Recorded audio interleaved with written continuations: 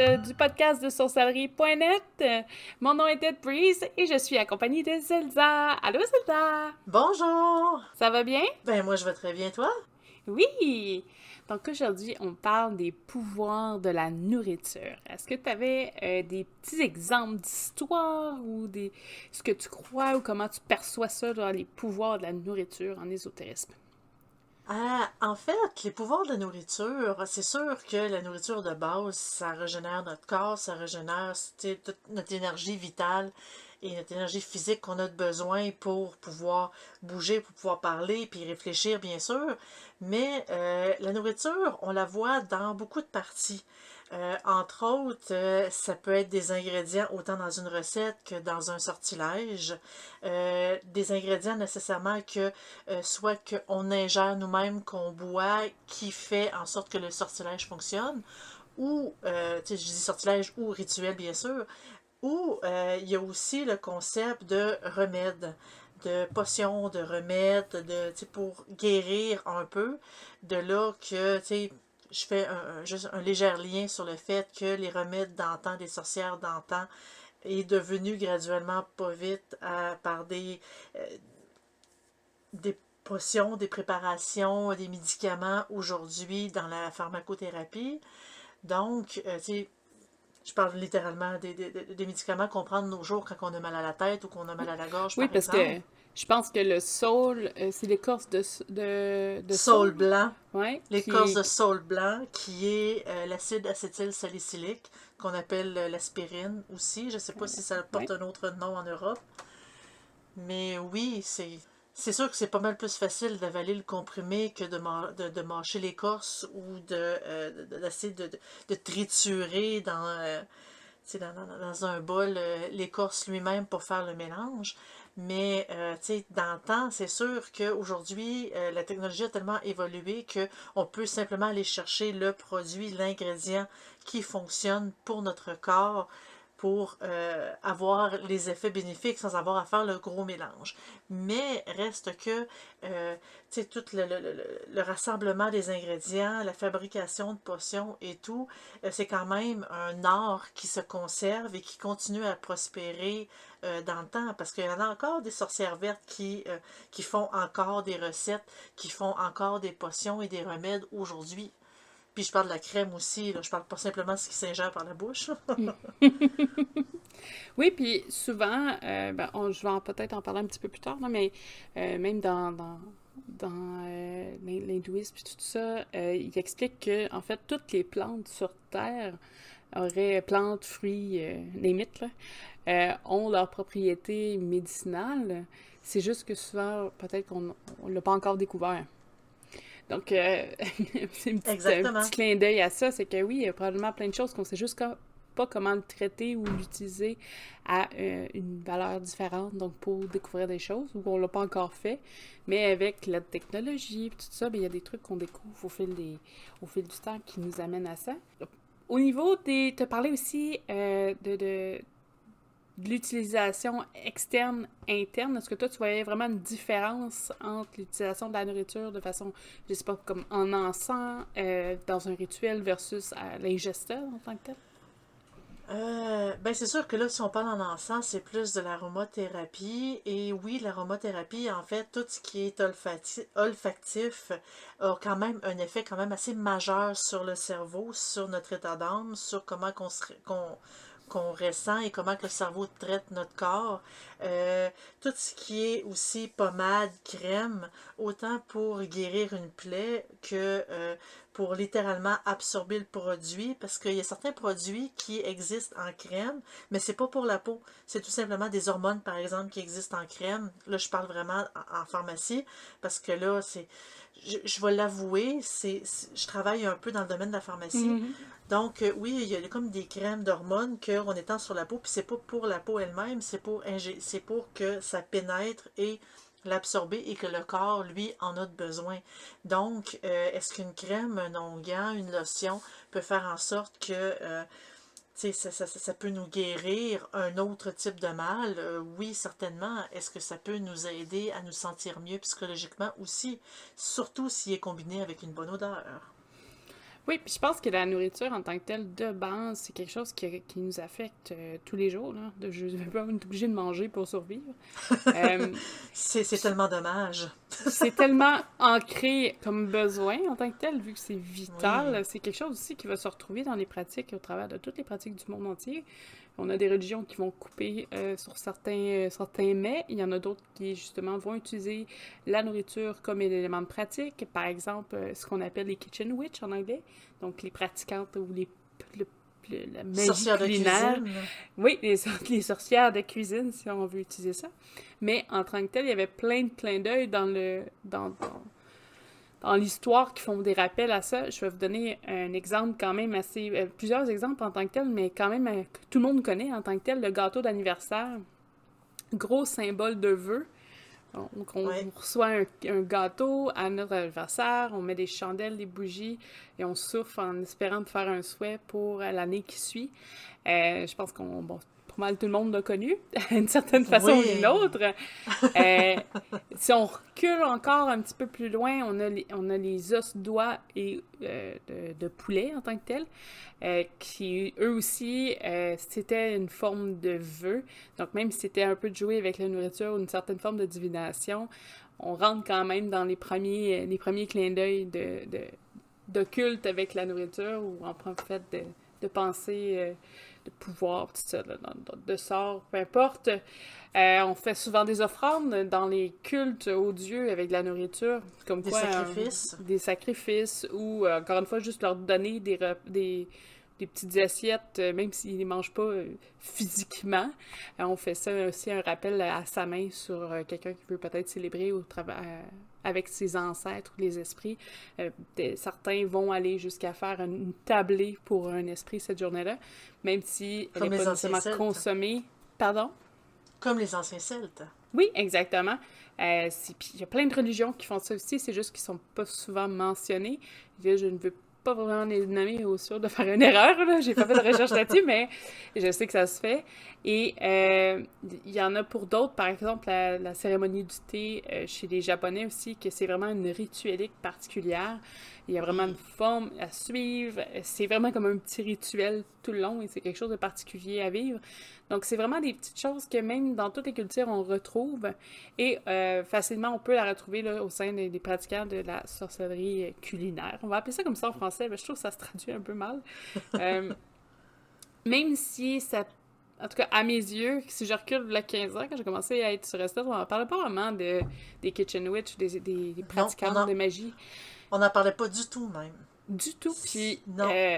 pourtant, ben, il y avait deux, trois personnes qui en ont parlé, puis je me rappelle, là, je ne vais pas nommer des noms, mais je me rappelle de quelqu'un en particulier qui en parlait, mais c'était une personne sur tous les membres qu'on avait.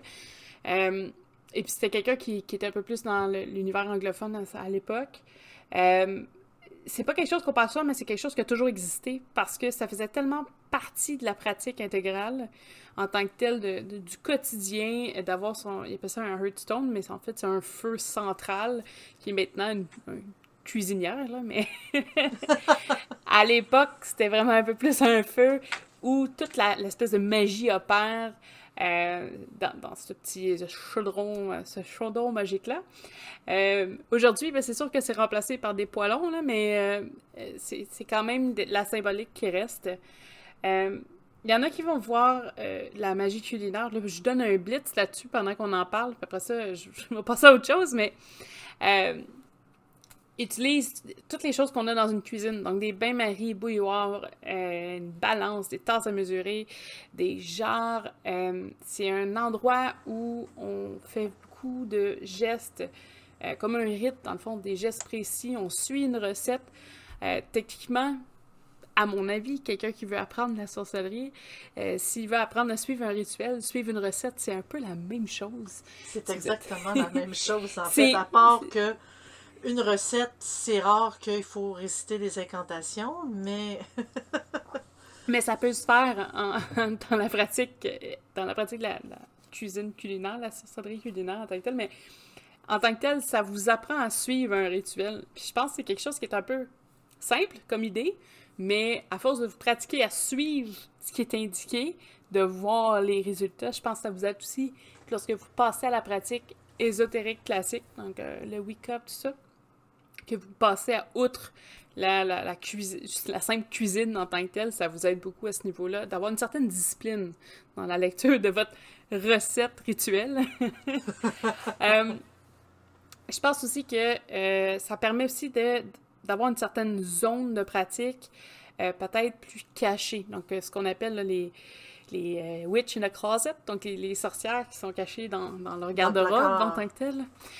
C'est une façon aussi de bien cacher les choses aussi. Vous pouvez pratiquer sans vraiment faire paraître ce que vous pratiquez.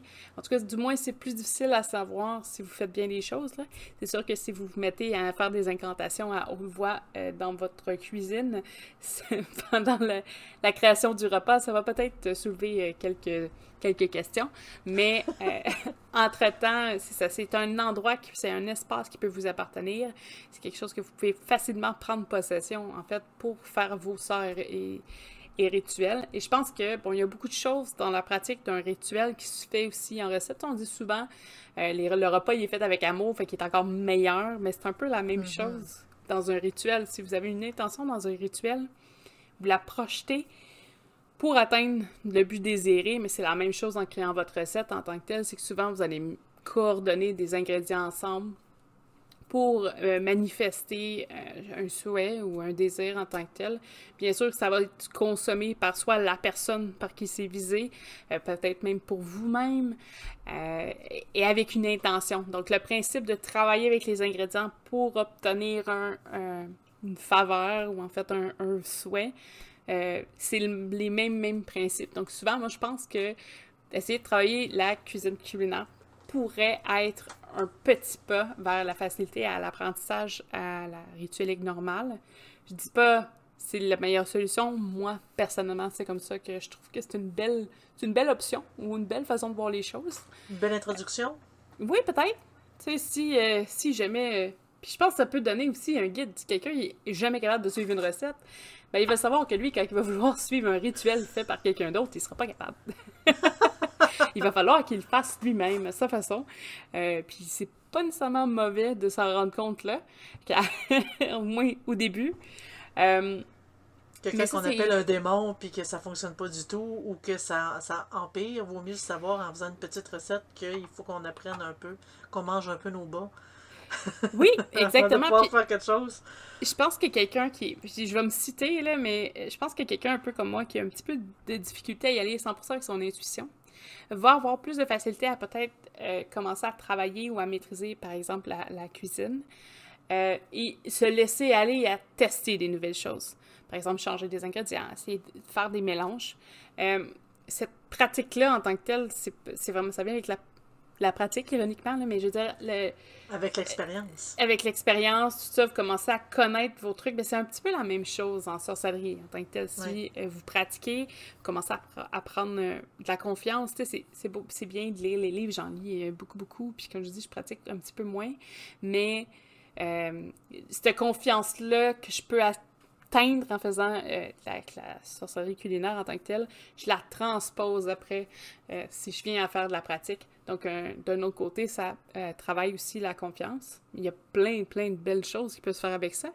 Mais je vais quand même passer au sujet principal, par contre, parce que je sais que c'est une grosse part de Kitchen Witch en tant que telle, de tout ce qui est nourriture et tout ça.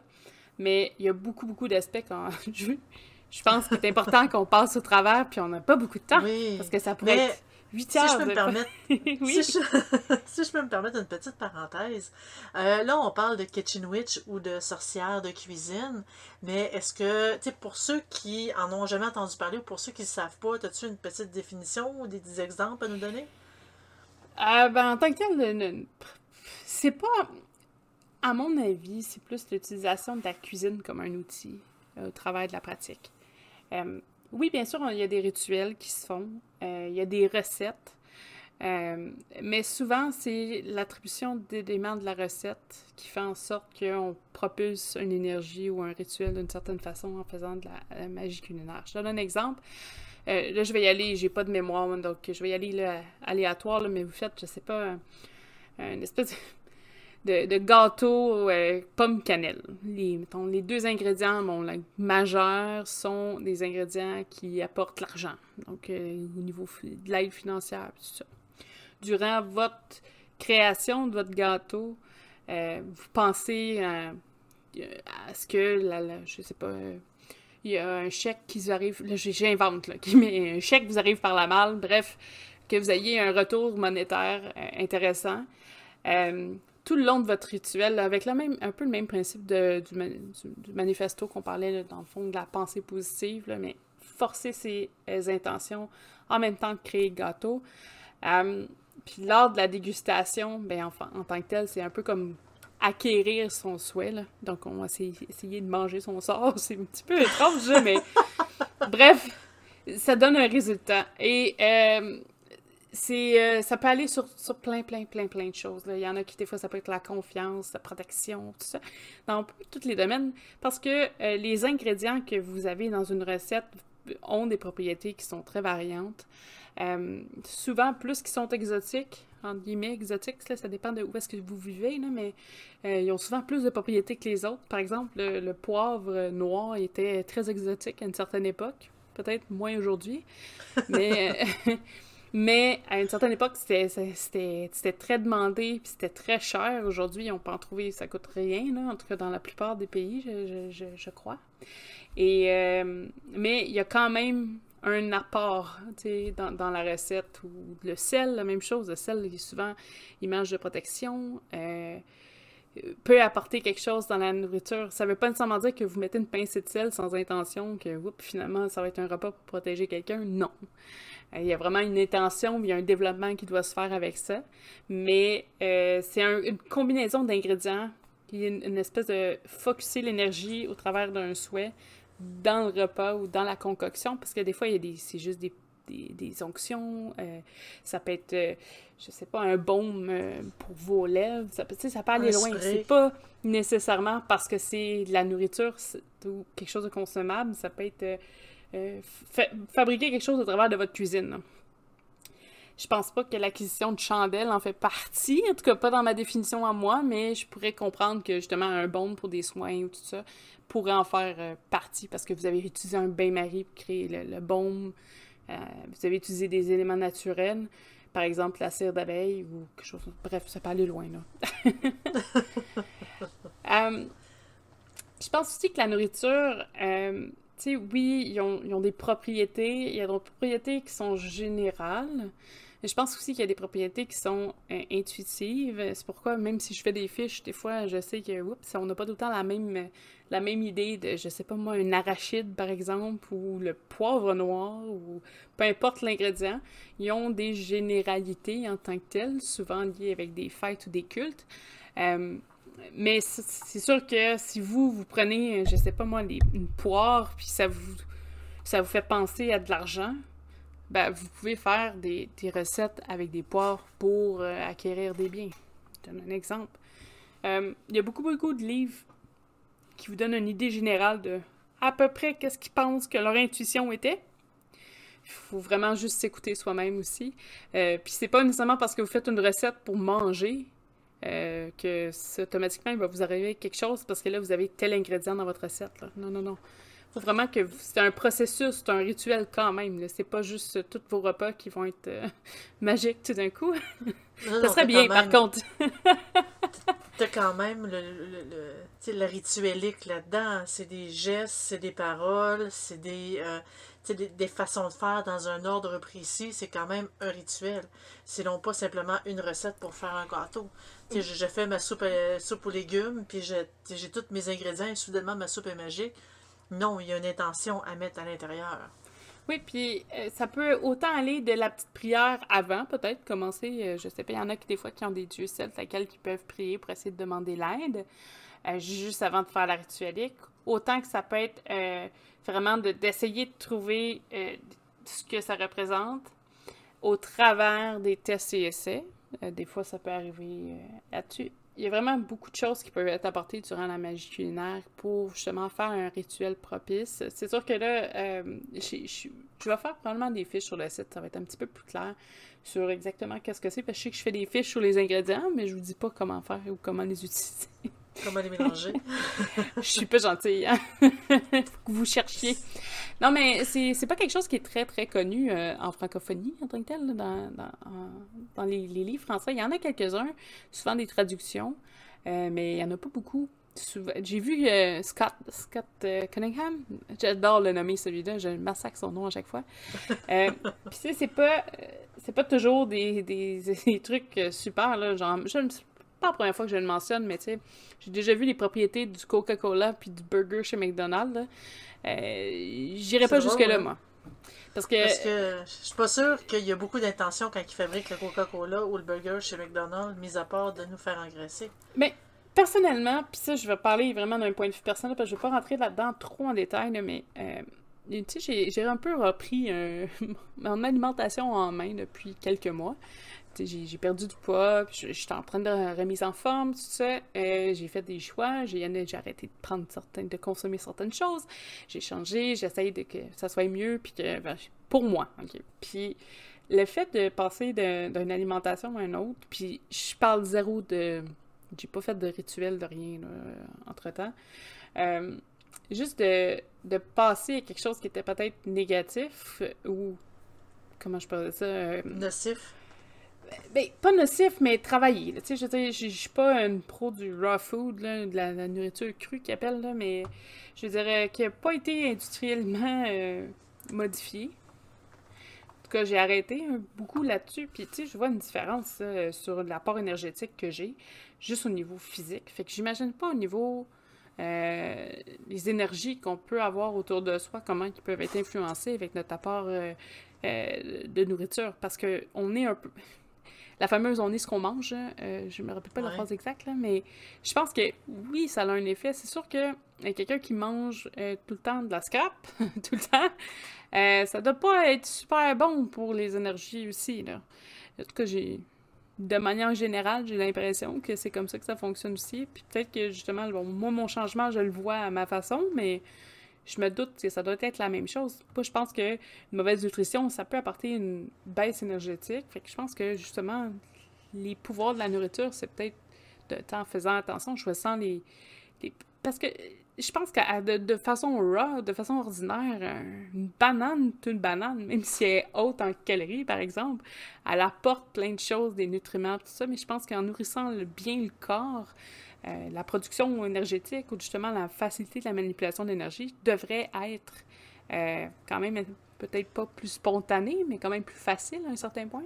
Ben oui, parce qu'une banane, c'est pas tout simplement des calories, c'est autre chose aussi. Il y a beaucoup Mais non, c'est plus ça. d'éléments à l'intérieur d'une banane. Contrairement à des aliments qui sont très, très, très gras, ça nous demande, en fait, ça demande beaucoup d'énergie à notre corps pour le digérer de base. Donc oui, c'est normal qu'on ait beaucoup moins d'énergie. Fait que déjà, en plus, si notre corps doit travailler à éliminer, ben, se nourrir, être rassasié, servir à ses besoins internes, là, parce que bon, comme j'ai des potassium, tout ça, il y a plein de choses qui rentrent en ligne de compte, là. Peu Oui. importe le fruit, le légume ou l'aliment en tant que tel. Et il doit dépenser de l'énergie puis tout ça, mais si en plus, faut qu'il manipule l'énergie par après parce qu'on est des pratiquants de l'occulte, je peux comprendre que ça peut créer des petits problèmes si la personne est mal nourrie. Euh, je pense que il y a beaucoup, comme je te disais un petit peu plus tôt aussi, faut faire des essais avec la nourriture. Je pense qu'il y en a des fois peut-être qui ont peut-être plus de facilité avec certains, puis plus de difficultés avec d'autres. Moi, même pour juste la digestion, des fois. Euh, Oui. puis, en parlant de ça, c'est quelque chose aussi qui est intéressant à parler, c'est l'Ayurveda. Euh, c'est des enseignements qui datent. En gros, là, l'histoire de l'Ayurveda, c'est des enseignements qui ont été donnés par le Brahma, le dieu de la création, quand il s'attardait à créer la Terre, dans le fond. Et c'est Indra, qui est le roi des dieux, qui a hérité de tout son savoir et qui l'enseignait à des grands sages. Et là, au fur et à mesure, il y a eu diverses branches de l'Ayurveda qui ont existé, là, parce qu'il y a plein de degrés je vous fais vraiment la de base, là, à peine pour que vous compreniez, là. Mais pour le concept de la nourriture, c'est que souvent, en Ayurveda, on explique que vous avez des dosas, le kapha, le pitta et le vata. Donc le kapha, il représente des éléments d'eau et de terre, le pitta de feu, au vent, et le vata de vent et de l'omniprésence. Je pense que je vous ai perdu, mais c'est pas grave. En gros, c'est que vous avez 3 quasiment éléments dans vous. Vous devez les balancer. Il y a des gens qui vont être plus balancés, proches du kapha. Ils vont avoir le pitta puis le vata, mais un petit peu moins élevé. Et d'autres, ça va être le contraire. Eux vont avoir le pitta, ils vont avoir le vata ou le kapha un peu moins élevé. Ou peut-être qu'il y en a qui sont juste égales partout. Des fois, ils ont un peu moins, mais de tout égal. Ce que ça explique en tant que tel, c'est que pour certaines personnes, chaque fruit, nourriture, tout ça, ce que vous trouvez autour de vous possède des éléments des dosas. Et selon ce que vous mangez, je pense que celui qui a de feu dedans, c'est le pitta. Mais si vous mangez très épicé, généralement, il va y avoir beaucoup de pitta là-dedans. Donc, si vous êtes une personnalité qui a besoin d'avoir un pitta plus élevé, de manger plus épicé, vous allez être plus synchronisé avec vous-même.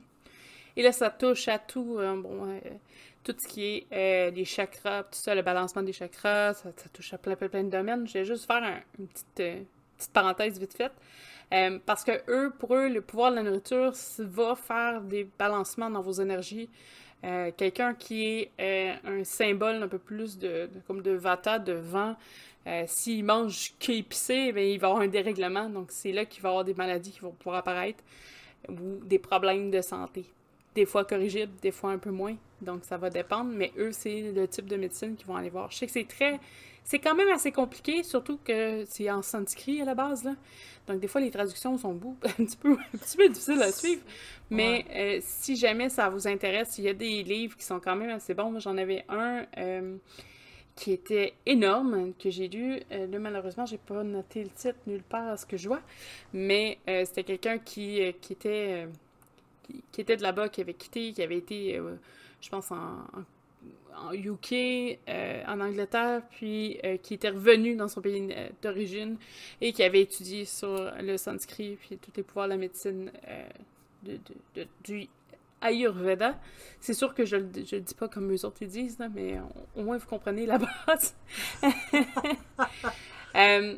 C'est vraiment important pour eux d'avoir des équilibres au travers de la nourriture. Mais je pense que vu que c'est quelque chose qui nous donne un peu notre gaz pour la journée, donc notre énergie de la journée pour passer au travers de celle-ci, le fait de trouver un équilibre là-dedans, je trouve ça merveilleux. Là. Je pense que c'est la base de tout ce qu'on devrait faire aussi. Se nourrir est quand même un des besoins essentiels. Là. Donc, avec ça, ça peut juste bien aller si on suit son équilibre personnel au travers de ça. Bien sûr. Puis aussi, il ne faut pas oublier l'équilibre émotionnel, spirituel, parce qu'on a beau nourrir le corps, il faut également nourrir l'esprit. Et c'est pour ça qu'il faut toujours continuer à apprendre, il faut toujours continuer à essayer de s'élever au niveau spirituel pour pouvoir comprendre et devenir plus mature, plus sage. Donc la nourriture n'est pas simplement pour le corps, c'est aussi pour l'esprit. Mais oui! Oui! Puis, tu sais, il y a plein de trucs qui sont reliés. Tu sais, c'est quand même... Comme c'est un besoin essentiel, dont on le revoit dans beaucoup de choses, il y a des maladies psychiatriques aussi qui sont reliées. Il y a des gens qui ont des ED, là, des Eating Disorder. Tu sais, on n'ira pas là-dessus, parce que c'est pas vraiment là que ça s'en va, mais, tu sais, je veux dire, il y a plein de choses qui influencent sur le fait de votre acquisition de nourriture, tout ça, de faire les bons choix. Je sais que c'est pas toujours évident. Surtout qu'il y a de plus en plus de produits qui sont vraiment alléchants. Pas nécessairement bon pour la santé, mais très alléchant. Hein, la modération a bien meilleur goût. Ça on le dit souvent avec l'alcool, mais ça touche aussi la nourriture. C'est quelque chose aussi qui rapproche les gens, la nourriture. Tu sais, veux pas, quand vous faites un repas... Là, c'est un peu moins avec la présence de la pandémie, mais quand vous faisiez à l'époque un repas familial, par exemple, un événement comme, je sais pas moi, Noël, ou il y en a que c'est Saint-Main, il y en a que c'est Pâques, peu importe là, les grosses fêtes ou les fériés, justement, parce qu'on a congé de travail, où est-ce que les gens faisaient des rassemblements de famille ou mangeaient autour d'un festin, souvent ça rassemble les gens. Euh, Même si la dinde est cramée ou, ou qu'il y a des petits problèmes avec le repas, c'est quand même quelque chose qui permet de rassembler. Puis c'est un thème qui est général à tous. Tu sais, je veux dire, tout le monde a besoin de manger. Donc, déjà là, il y a un rassemblement. C'est pas un sujet politique, par exemple, où la chicane peut facilement intervenir, mais comme c'est quelque chose qui est rassembleur, c'est toujours agréable. Puis je pense que dans la pratique de la sorcellerie culinaire, par exemple, c'est quelque chose qui peut être un élément qui est intéressant, c'est que justement, ça rassemble. Par exemple, ben, je pense pas que tu étais là, toi, j'étais là, mais on avait eu un party une fois avec des membres d'Esnet, puis on s'était rassemblés, puis tout le monde avait apporté un élément de cuisine qu'il avait fait. Tu sais, je veux dire, c'était pas en tant que tel une pratique de sorcellerie culinaire, mais l'effet qu'on avait chacun pris le temps de cuisiner quelque chose, d'avoir pris le temps en groupe, ça avait fait quand même quelque chose de bien. Puis je pense que ce côté-là de rassembler les gens autour d'une tablée sera toujours actif, là, peu importe ce qui se passe dans le monde, là, malgré tout. Puis je pense que c'est quelque chose qui manque peut-être là, en ce temps-ci, mais que ça va revenir. Là. On faut rester positif. Ben, c'est quelque chose qu'on s'ennuie beaucoup, qu'on a hâte Oui. de retrouver, puis que je crois que bientôt on va finir par s'en sortir. Ben oui, ben oui, ben oui. Puis, c'est ça, mais tu sais, je veux pas ce pouvoir-là de rassembler les gens, rassembler même certaines cultures autour d'une assiette, ça peut être super beau. Donc, il y a beaucoup de belles choses qui peuvent être faites avec la nourriture. Puis je pense que moi, j'ai fait un petit peu le tour. J'essaie de faire ça rapide parce que sinon, comme je vous dis, on pourrait en parler pendant 8 heures. Des heures. Donc, en gros, je pense que ça couvre un peu l'ensemble des pouvoirs de la nourriture. C'est sûr qu'on n'a pas donné des fiches. Les pommes, ça fait ci ou le Ah, sel. pour plus de détails, allez sur sorcellerie.net. Oui, oui! Donc, je pense que c'est ça. On a fait le tour. On a un autre sujet qui va être intéressant, qui va suivre. Suivre de loin un peu. Mais suivre quand même. Prochain sujet du podcast, ça va être sur le cannibalisme. Oh! Ça va être super intéressant. C'est un autre type de nourriture. Oui, exactement. C'est un peu plus... peut-être les énergies de celui-là sont un petit peu différentes. Ouais. En tout cas, c'est la nourriture des vampires. Si jamais vous Entre aimez... Si jamais vous aimez le podcast ou vous voulez nous encourager, vous pouvez toujours venir nous joindre sur Patreon. On donne des petits bonnies pour tous les Patreons qui s'ajoutent à nous. Vous pouvez aussi avoir accès à 30 jours supplémentaires sur les fiches qu'on fait sur le site. Donc, vous avez un accès prioritaire sur les articles et les fiches. Et bien sûr, des accès supplémentaires sur l'accès aux vidéos, podcasts qu'on fait. Vous pouvez venir nous rejoindre sur Discord où on va pouvoir vous parler, discuter des sujets qui vous tentent. Si vous avez des questions, vous avez des commentaires, c'est toujours agréable de les avoir sur Discord à nous parler directement. Vous pouvez toujours aussi nous écrire sur le Facebook de Sorcellerie, donc toujours marqué Sorcellerie Net. Vous allez nous trouver sur pas mal toutes les plateformes finalement. Pas mal partout, oui.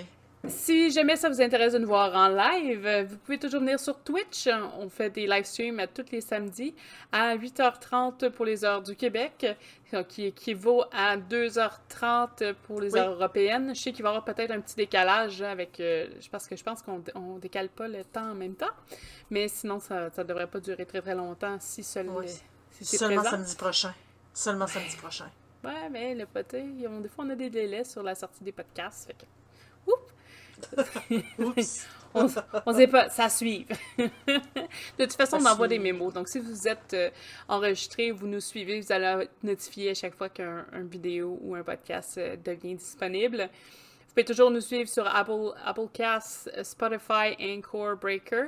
Donc, on est sur une paquet de plateformes. Donc, juste à taper Sorcellerie.net, vous devriez nous trouver assez rapidement. Est-ce que Et tu avais... oubliez pas de faire un j'aime si vous avez apprécié le podcast ou la vidéo qu'on a enregistrée. Nous, ça nous encourage vraiment beaucoup de savoir que vous appréciez le travail qu'on fait. Merci d'être avec nous, merci d'être à l'écoute, puis on vous souhaite une excellente semaine. Au revoir! Bonne semaine, au revoir.